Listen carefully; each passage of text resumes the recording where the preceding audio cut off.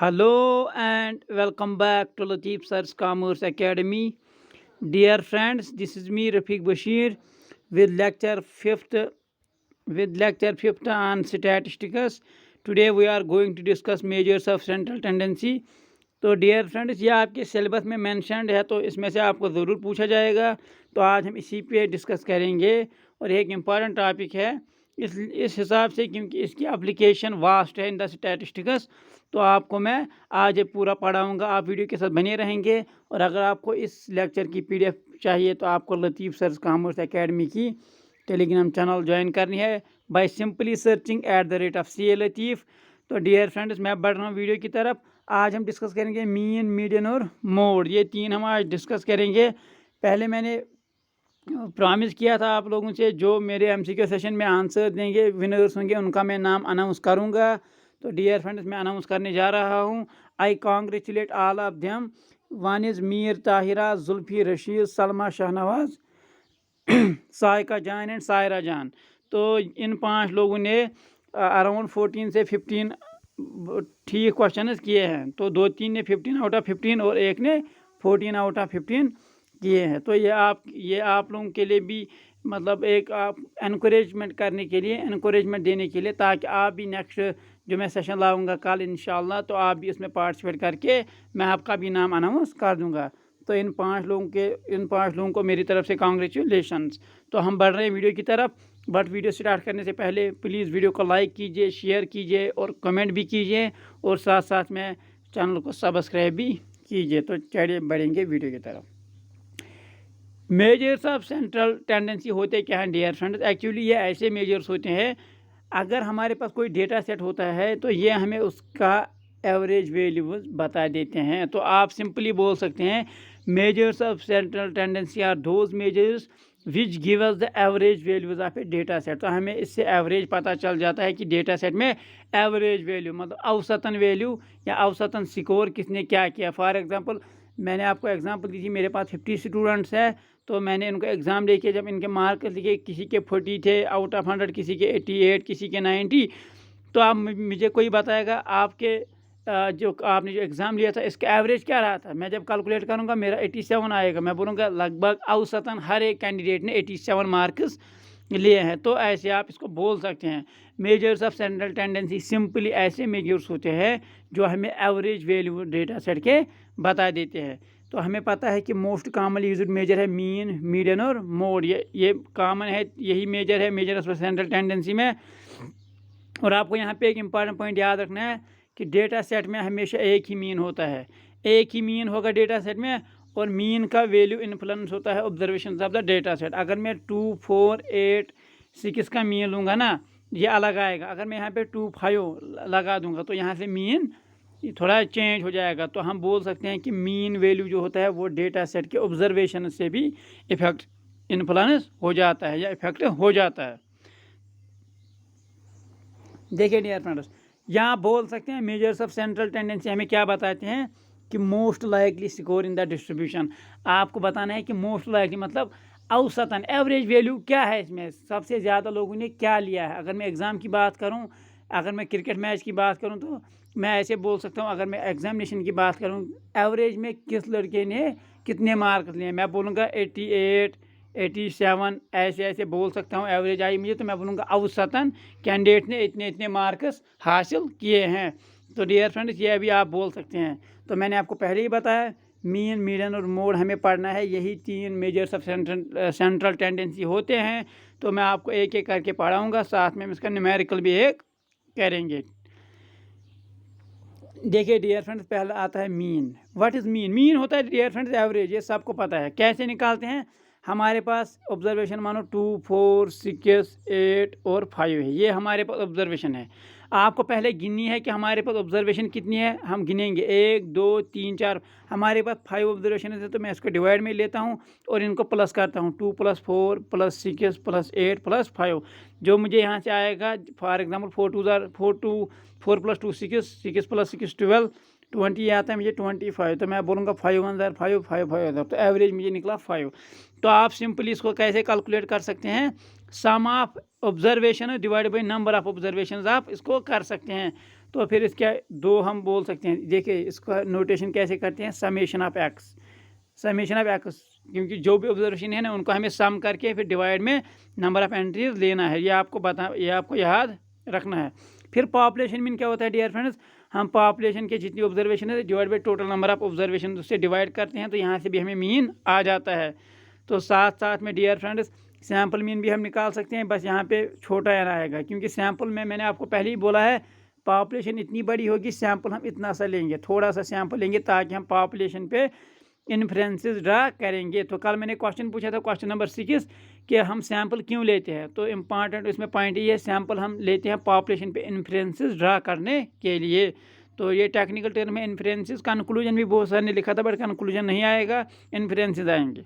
तो यहाँ पे भी हम सैम्पल मीन निकाल सकते हैं, पॉपुलेशन मीन भी निकाल सकते हैं। तो आई होप कि आपको मीन समझ आया होगा। सिंपली आपको करना क्या है, आपको ऑब्जर्वेशन को सम करके डिवाइड में लेना है टोटल नंबर ऑफ ऑब्जर्वेशन, तो आपको मीन ऐसे निकलेगा आराम से।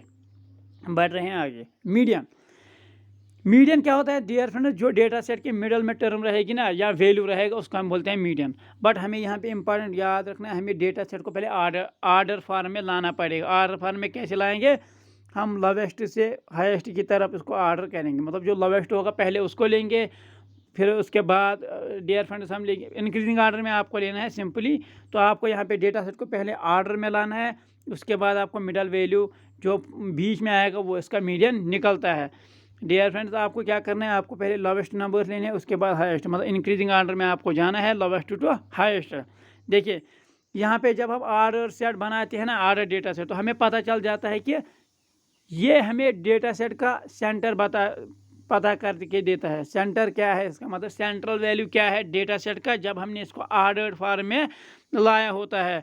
तो डियर फ्रेंड्स आप दो इंपॉर्टेंट क्वेश्चन है यहाँ पे, अगर हमारे पास आड नंबर ऑफ एंट्रीज होंगी, मतलब फॉर एग्जांपल 2 4 3 1 2 7, तो इसका मीन मैं आराम से निकाल सकता हूँ, ये मीडियन निकाल सकता हूँ। देखिए यहाँ पे आड नंबर ऑफ एंट्रीज है, आड नहीं है शायद, नहीं एक और पेंडिंग है, तो 8 में लेता हूँ यहाँ पे। तो आप मुझे यहाँ पे मैं लूँगा 5, तो मैं इसको अब डियर फ्रेंड्स ये मेरे पास 1 2 3 4 5 6 7 एंट्रीज है, मतलब आर्डर्ड नंबर ऑफ एंट्रीज है।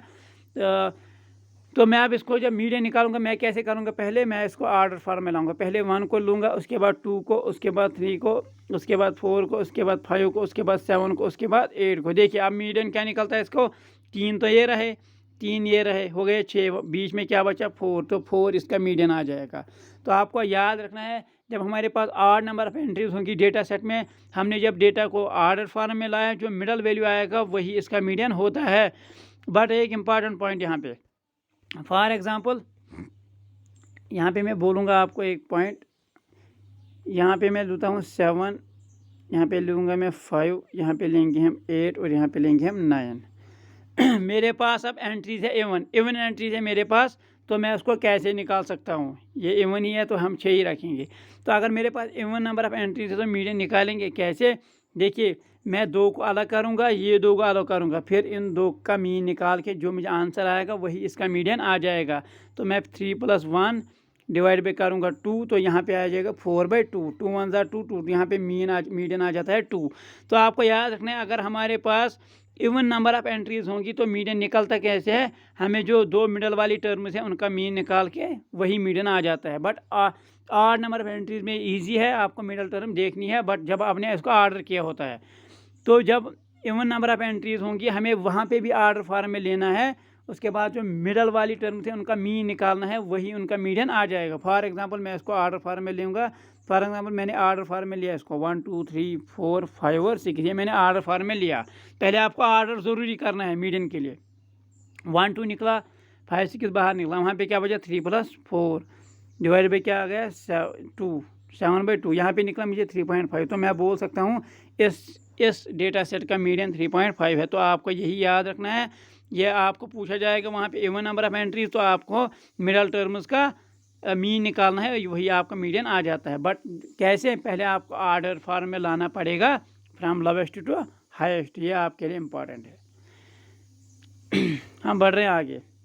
मोड, देखिए मोड हम यूजुअली क्वालिटेटिव डेटा पे यूज़ करते हैं, तो ये आपको याद रखना है, ये ऐसा मेजर ऑफ सेंट्रल टेंडेंसी है जो हम क्वालिटेटिव डेटा पे यूज़ करते हैं। और मोड होता क्या है, मोस्ट फ्रीक्वेंट टर्म। आप ऐसे याद रख सकते हैं, मोस्ट फ्रीक्वेंट वैल्यू, जो सबसे ज़्यादा वैल्यू होगा किसी डेटा सेट में वही मोड होता है उस डेटा सेट में। फॉर एग्जांपल मैं लिखूँगा 2 3 5 5 4 1, मैं बोलूँगा इसका मोड मुझे बताओ। देखिए आप देख सकते हैं 5 2 बार आता है तो 5 ही इसका मोड आएगा। तो सिंपली मोड वो टर्म होता है, वो वैल्यू होता है जो मोस्ट फ्रीक्वेंट होता है डेटा सेट में। यहाँ पे ऑर्डरिंग की कोई ज़रूरत नहीं है, आप ऐसे देख सकते हैं सबसे ज़्यादा फ्रीक्वेंट कौन सा है।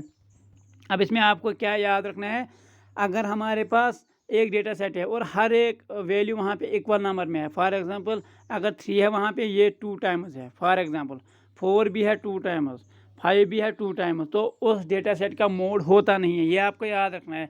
अगर हमारे पास डेटा सेट है और उसमें हर एक टर्म इक्वल नंबर रिपीट होती है, मतलब हर एक टर्म इक्वल नंबर रिपीट होती है, फॉर एग्जांपल 3 2 टाइम्स रिपीट होता है, 4 2 टाइम्स रिपीट होता है, 5 2 टाइम्स रिपीट होता है, तो इस सीरीज़ का कोई मोड नहीं होता है, यहाँ पे ज़ीरो मोड कहेंगे।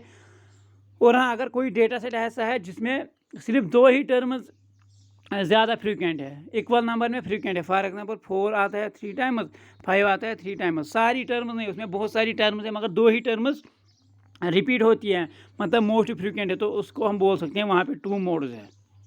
ये आपको याद रखना है, यह इसमें पॉइंट इंपॉर्टेंट है। तो आई होप कि आपको मोड समझ आ गया होगा डियर फ्रेंड्स। मैं बढ़ रहा हूँ आगे। अब यहाँ पे मैंने इसको एक टेबुलेटेड फॉर्म में लाया है, आप देख सकते हैं। मीन आप कैसे निकाल सकते हैं, simply add up all the numbers divide by number of values. देखिए ये है, ऐसे आपको इनको सम करके divide by number of entries करना है, तो ये आपका मीन आ जाएगा। मीडियन मैंने आपको पहले ही बोला, ये मिडल टर्म होता है जब हमने सेट को स्मॉलेस्ट टू लार्जेस्ट फॉर्म में ऑर्डर किया होता है। अगर फिर आड हो गया तो इजी निकालना है मिडल टर्म। अगर इवन नंबर ऑफ एंट्रीज होगी आर्डर फॉर्म में लेके बीच वाली टर्म उसका मीन निकालना है, वही उनका मीडियन बन जाता है। उसके बाद डियर फ्रेंड्स, द मोड क्या होता है, द मोस्ट फ्रीक्वेंट नंबर। किसी भी डेटा सेट में मोस्ट फ्रीक्वेंट नंबर जो आएगा वो इसका मोड बन जाता है। देखिए नो मोड कहाँ पे, मैंने अभी आपको बोला स्पेशल केस में अगर ऑल नंबर्स रिपीट होते हैं सेम अमाउंट ऑफ टाइम, जैसे मैंने आपको बोला, तो वहाँ पे नो मोड कहेंगे। तो मोर देन 1 मोड तब आएगा जब किसी डेटा सेट में 2 टर्म्स या 3 terms out of 5 6 terms repeat होती हैं इक्वल नंबर में, वहाँ पे हम मोर देन 1 मोड बोल सकते हैं। अब आपके लिए important question range. Dear friend, range क्या होता है, जब हमने डेटा सेट को स्मॉलेस्ट टू या लोवेस्ट टू हाईएस्ट नंबर में ऑर्डर किया होता है, तो हम फिर highest minus lowest, highest number minus lowest number. Range simply the difference between highest number and lowest number when we have ordered the data set from smallest to largest. तो आपको smallest to largest order में लेना है data set को, उसके बाद आपको minus करना है, जो हाईएस्ट नंबर होगा उससे लोवेस्ट नंबर को माइनस करना है, तो ये आपका रेंज आ जाएगा। आई होप कि आपको समझ आ गया होगा। डियर फ्रेंड्स, यहाँ पे आपके लिए एग्जांपल देखिए, यहाँ पे एग्जांपल एक इम्पॉर्टेंट है, the daily favourite temperatures in Fahrenheit for 10 days. देखिए 10 डेज़ का यहाँ पे टेम्परेचर दिया गया है, आपको बताना है, मीडियन पहले पता करना है। देखिए 10 डेज़ का दिया है तो यहाँ पे इवन नंबर ऑफ एंट्रीज है। आपको क्या करना है डियर फ्रेंड्स, आपको इसको ऑर्डर फॉर्म में लेना है, उसके बाद जो मिडल टर्म्स हैं उनका मीन निकाल के वो इसका मीडियन आ जाता है। आपको मोड बोलेंगे, देखिए मोड यहाँ पे कौन सा ज़्यादा रिपीट होता है, 37 ही रिपीट हो जाता है 2 टाइम, तो 37 इसका मोड बन जाएगा। अब इसके बाद अगर आपको मीन निकालना है, इनको आपको सम करना है, डिवाइड बाई 10 करना है, क्योंकि 10 ही ऑब्जर्वेशन है तो वह आपका मीन आ जाएगा। तो ऐसे आप कर सकते हैं डियर फ्रेंड्स। जो यहाँ पे मिडल टर्म्स है इनको आपको प्लस करना है, डिवाइड बाई करना है उनका 2, क्योंकि यहाँ पे median even number of entries है तो आपको मीडियन ऐसे निकालना है। तो ये आपके लिए एक इम्पॉर्टेंट क्वेश्चन करने के लिए, शायद यहाँ पे देखिए इसने जल्दबाजी में इसको क्वेश्चन वाले ने जल्दबाजी में इसको ऑर्डर नहीं किया है, बट आप इसको ऑर्डर कर देना मीडियन के लिए, क्योंकि यहाँ पे इवन नंबर ऑफ एंट्रीज है, फिर आपको मिडल टर्म जो है मिडल टर्म्स रहेंगी उनका मीन निकालना है, वो इसका मीडियन आ जाएगा। मोड आपको देखना है, मोस्ट फ्रीक्वेंट नंबर कौन सा है, वो है 37, तो इसका मोड 37। अगर आपको मीन निकालना है तो आपको इनको प्लस करना है, जैसे 20 + 21 + 22, ऐसे ऐसे आपको इनको प्लस करके फिर डिवाइड बाई 10 करना है, तो वो आपका नहीं, इसने तो इनका आर्डर सेट में लिया है। आर्डर फार्म देखिए 20, 21, 22, 24, तो आर्डर फार्म में लेके जो मिडल टर्म आती है उनको आपको मीन निकालना है, वो मीडियन आ जाएगा। तो डियर फ्रेंड, ये था आपके लिए वीडियो, एक इम्पॉर्टेंट टॉपिक आपके लिए। इसमें आपको पूरा कंसेप्ट मैंने दिया है। अब आपको प्रॉब्लम नहीं होनी चाहिए। अगर आपको कोई क्वेरी है प्लीज़ आप कमेंट सेक्शन में पूछ सकते हैं। मैं जवाब देने के लिए वहाँ पे भी आपके साथ रहूँगा। मैं आपको हर एक कमेंट सेक्शन का कमेंट का जवाब दूँगा। तो ये था आज का वीडियो। हम नेक्स्ट वीडियो में कल इंशाल्लाह हम एमसीक्यू सेशन लाएंगे। और मैं अगेन इनको कांग्रेचुलेट करना चाहूँगा, जो ये 5 कैंडिडेट्स हैं, ये बहुत सीरियस है। आई विश आप सबको सक्सेस मिले, इनको भी सक्सेस मिले, और आप सब लोग फाइनेंस अकाउंट असिस्टेंट के साथ साथ और भी एग्ज़ाम्स क्वालिफाई करें। तो ये मेरी आपके साथ दुआ है। आई होप कि आप आज का वीडियो आपको बहुत पसंद आएगा। Thanks a lot dear friends, thanks a lot.